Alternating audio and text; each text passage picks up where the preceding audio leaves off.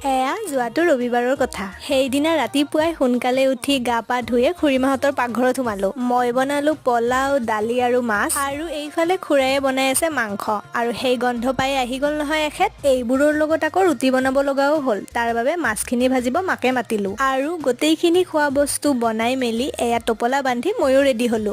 এয়া মই খুৰাৰ লগত যাব ওলালো গুৱাহাটীলৈ। খুৰাৰ ডাঙৰ ল'ৰা মানে মোৰ ভাইটিয়ে চাই বিকাশত পঢ়ি আছে। হোষ্টেলত থাকে যিহেতু ঘৰৰ বস্তু খাবলৈ বহুত ইচ্ছা কৰে, সেইবাবে আজি বনাই লৈ আহিলো। আৰু এয়া আমি আহি পালো। দুৰ্গা পূজাৰ ভ্লগতটো দেখিছিলে সেইকেইদিন কিমান লাজ। আজি পিছে লৰাই লাজ কৰা নাই দেই। বাৰু সি খোৱা বোৱা কৰিলে, আমাৰ লগত অকমান কথাও পাতিলে। তাৰ পিছত এয়া আমি ওলাই আহি ৰৈছোহি দীপৰ বিলতহে।